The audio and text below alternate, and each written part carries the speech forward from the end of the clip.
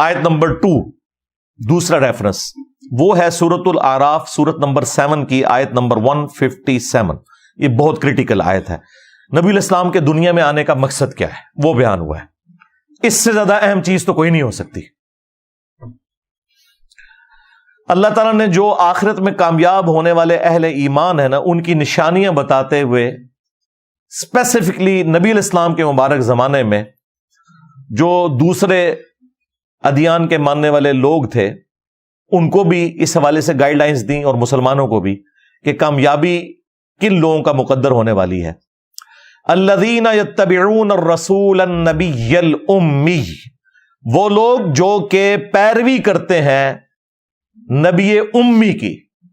یہ امی کی نسبت ام القری مکے کی طرف بھی ہو سکتی ہے اور امی کی نسبت نبی علیہ السلام کی اس صفت کی طرف بھی ہے کہ آپ علیہ السلام لکھنا پڑھنا نہیں جانتے تھے اور یہ آپ کا معجزہ تھا. کیونکہ سورۃ العنکبوت میں آیا ہے کہ اس قرآن کے نزول سے پہلے نہ تو آپ کتاب سے کوئی چیز پڑھ سکتے تھے اور نہ اپنے دائیں ہاتھ سے لکھ سکتے تھے، ورنہ کافروں کو یہ چیز شک میں مبتلا کر دیتی کہ کتاب آپ نے خود لکھ لی ہے. یہ آپ علیہ السلام کے کیس میں معجزہ تھا. ہاں، شاعر ہونا ڈاکٹر اقبال کی خوبی ہے لیکن نبی کے لیے شاعر ہونا خوبی نہیں ہے. وما علمناہ الشعر وما ينبغی لہ، ہم نے ان کو شعر کہنا نہیں سکھایا اور نہ یہ ان کی شان کے لائق ہے. تو نبی علیہ السلام کا پڑھا لکھا نہ ہونا یہ آپ کی شان کے لائق تھا. یہ کوئی نعوذ باللہ جہالت نہیں ہے یا ان پڑھ ہونا نہیں ہے. اللہ تعالیٰ نے آپ کو علوم سکھائے لیکن آپ لکھ نہیں سکتے تھے، کتاب سے پڑھ نہیں سکتے تھے کیونکہ آپ کا معجزہ ہی قرآن تھا. لوگوں نے کہنا تھا کہ ہاں جی یہ اس نے اتنے عرصے تک خود لکھ لی ہے کتاب. یہ اس کے پیچھے حکمت تھی. تو نبی امی کی پیروی کرتے ہیں. الذی یجدونہ مکتوبا عندہم فی التوراۃ والانجیل، اور یہ نبی امی وہ ہیں کہ جن کا ذکر یہ لکھا ہوا پاتے ہیں اپنے پاس آلریڈی، جو تورات اور انجیل یعنی اولڈ ٹیسٹمنٹ اور نیو ٹیسٹمنٹ میں ہے. نبی علیہ السلام کا مبارک ذکر بھی اور اس فائنل ٹیسٹمنٹ قرآن کا ذکر بھی وہ آج بھی موجود ہے. آپ ڈیوٹرونومی چیپٹر نکالیں اولڈ ٹیسٹمنٹ کا، اس میں نبی علیہ السلام کی پیشگوئی موجود ہے.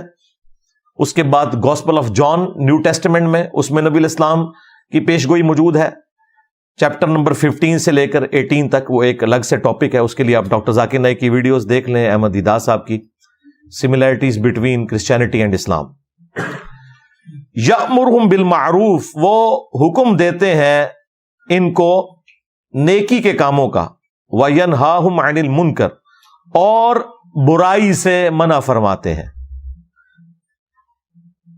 وَيُحِلُّ لَهُمُ الطَّيِّبَاتِ، اور ان کے لیے جو پاکیزہ چیزیں ہیں ان کو حلال ٹھہراتے ہیں. وَيُحَرِّمُ عَلَيْهِمُ الْخَبَائِثِ، اور جو گندگی والی چیزیں ہیں وہ حرام کرتے ہیں.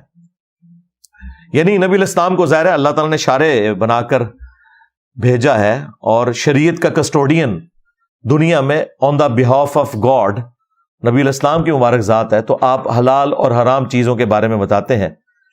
وَيَضَعُ عَنْهُمْ إِصْرَهُمْ، اور جو ان کے اوپر بوجھ پڑا ہوا ہے وہ ان سے دور کرتے ہیں. وَالْأَغْلَالَ الَّتِي كَانَتْ عَلَيْهِمْ، اور جو ان کے گردنوں میں غلامی کے پھندے ہیں وہ دور کرتے ہیں. یعنی جو انہوں نے خود ساختہ شریعت میں اپنے اوپر کتنی پابندیاں جیوز نے لگا لی ہوئی تھیں، کرسچنز نے رہبانیت شروع کر دی، شادی کرنا چھوڑ دی، جنگلوں میں رہنا شروع کر دیا. اسی طریقے سے مشرکین عرب کے اندر بھی خود ساختہ کئی ایک چیزیں انہوں نے داخل کر لی تھیں جس کی وجہ سے عورتوں کو بیسک رائٹس نہیں ملتے تھے، غلاموں کے کوئی حقوق نہیں تھے. اس طرح کی ساری چیزیں نبی علیہ السلام نے آ کے ختم فرمائی. اب سرکار بڑی کانٹے کی بات آ رہی ہے. اب اس آئینے میں ہم سب نے اپنی شکل دیکھنی ہے. فَالَّذِينَ آمَنُوا بِهِ، پس جو لوگ ایمان لائیں گے جو ان کے ساتھ نازل ہوا، یعنی قرآن اور اللہ کے محبوب صلی اللہ علیہ وآلہ وسلم کی تعلیمات، اسلام، آپ صلی اللہ علیہ وآلہ وسلم پر جو ایمان لائیں. وَعَزَّرُوهُ، اور ان کی تعظیم کریں. یعنی نبی علیہ السلام پر ایمان لانے کے بعد سب سے ضروری چیز آپ کی تعظیم کرنا ہے.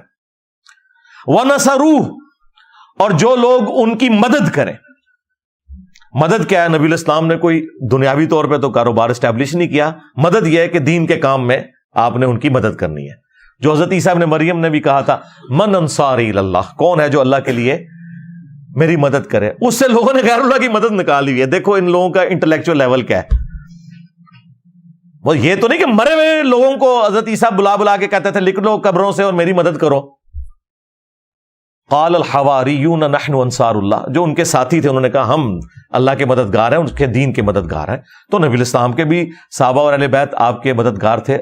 آج ہم بھی نبی الاسلام کے اس حوالے سے مددگار ہیں کہ آپ کے دین کے لیے ہم اپنا تن من دھن لگائیں، اور اس میں سب سے پہلے ہمیں اپنی آخرت کی فکر ہے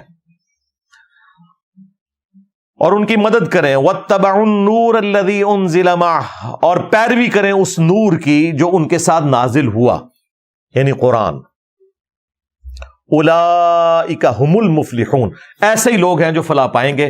یعنی فلاح پانے کے لیے نبی الاسلام پر ایمان لانا، ان کی تعظیم کرنا، دین کے معاملے میں ان کی مدد کرنا اور قرآن کی پیروی کرنا. یہ اب دیکھ لیں کتنے مسلمان ہیں جو یہ کام کر رہے ہیں. تو مسلمانوں کی اکثریت کے سر شرم سے جھک جائیں گے.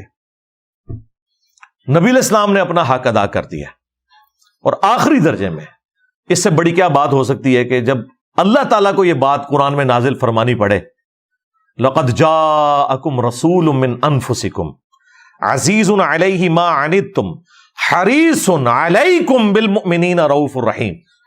یعنی یہ وہ ہے جو تمہاری جانوں سے بڑھ کر تمہارے لیے حریص ہیں کہ تمہارے لیے کوئی خیر خائی والا معاملہ ہو جائے، اور مومنین کے لیے رؤوف بھی ہیں اور رحیم بھی ہیں صلی اللہ علیہ وآلہ وسلم. اور پھر اللہ تعالیٰ نے فرمایا وَإِنَّكَ لَعَلَىٰ خُلُقٍ عَظِيمٍ، اخلاق کے بھی بلند ترین درجے کے اوپر فائز ہیں. یعنی یہ سب کچھ سکھا کے بھی نبی الاسلام اس سسٹم کے بینیفیشری نہیں ہوئے، فاقوں میں زندگی گزری.